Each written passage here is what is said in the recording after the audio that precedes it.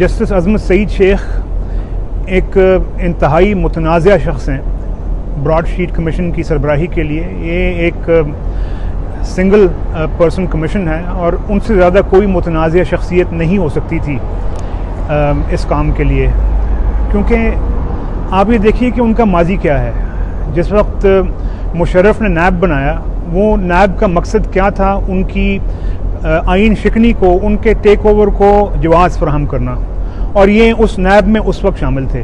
फिर उसके बाद ये मुजरिमाना एग्रीमेंट ब्रॉडशीट के साथ उन्हीं ने जो है ये इंस्ट्रूमेंटल थे वो इसको साइन करने में, और फिर बतौर कानूनदान वो अच्छी तरह समझते थे कि इस एग्रीमेंट के क्या नुकसानात हो सकते हैं पाकिस्तानी अवाम को और पाकिस्तानी टैक्स पेयर को, क्योंकि ये तो एक इंतहाई बोगस, इंतहाई मुजरिमाना मैं कहूँगा एग्रीमेंट है। फिर उसके बाद आप ये देखिए कि वहाँ पे नैब में बैठ के ये सियासतदानों को मलाइन करते रहे। इवन मैं बात करता हूँ इस वक्त शरीफ फैमिली की भी, ये वहाँ पे हालांकि बैठे ये नैब में थे, ये ATC सिंध जो है उसमें जो जुर्माना मियाँ साहब को आयद किया गया था, जो वापस कर दिया गया लाहौर हाई कोर्ट और सुप्रीम कोर्ट के हुक्म के बाद, जो तैयारा साजिश केस का जुर्माना था वो भी इन्होंने वसूली की उसकी। और हालांकि नैब में थे, इनका कोई लेना देना नहीं था उस चीज़ के साथ, लेकिन इन्होंने वसूली की। और फिर उसके बाद ये कि इन्होंने बेशुमार बैठ के केस बनाए सियासतदानों के ख़िलाफ़ और इवन शरीफ फैमिली के ख़िलाफ़। और सितम ज़रीफ़ी यही है कि ये पनामा बेंच में उन्हीं केसेस को डिसाइड करने के लिए जज बन के शामिल हो गए।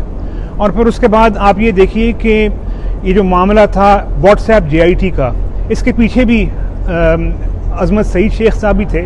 और इस दौरान जब ये चीज़ बाहर निकल गई, जिस वक्त जो है ये SCCP से ये बात बाहर निकल गई कि व्हाट्सएप पे अफसरान के नाम उन्होंने बाकायदा दिए हैं और कहा है जी कि हमने अफसरान के नाम मंगवाए हैं, तो आप इनको आमिर अजीज़ साहब को या बिलाल रसूल साहब जो कि हमाद अज़हर साहब के सगी फुफी के बेटे हैं, उनको जो है शामिल किया जाए।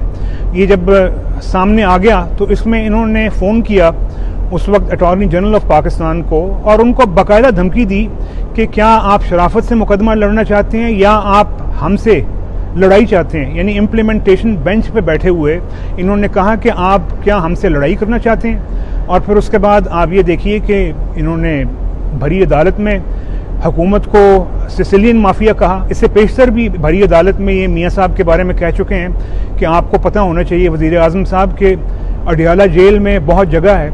ये एक आप मुंतखब वज़ीर आज़म के बारे में अल्फाज कहते हैं और इस पर बाकायदा एक ख़त लिखा गया हुकूमत की तरफ से जनाब चीफ़ जस्टिस साहब को, जो उस वक्त चीफ़ जस्टिस थे, लेकिन आज तक जो है वो उस ख़त का जवाब नहीं आया। और फिर आप ये देखिए कि रिटायरमेंट के बाद यही साहब जो हैं जाके शौकत खानम के बोर्ड ऑफ गवर्नर्स पे बैठ के, अब क्या है कि ये कमीशन बना है कि जिसमें लोगों की स्याह करतूतें उन पे जो है कली करनी है, उन पे सफ़ेदी करनी है, और उसमें इनकी अपनी स्याह करतूतें मौजूद हैं बतौर डिप्टी प्रोसिक्यूटर जनरल नैब। अब सवाल ये पैदा होता है कि इससे ज़्यादा उनको कोई और मौजूद शख्स तो नहीं मिल सकता था इमरान खान को यह सारा कुछ करने का।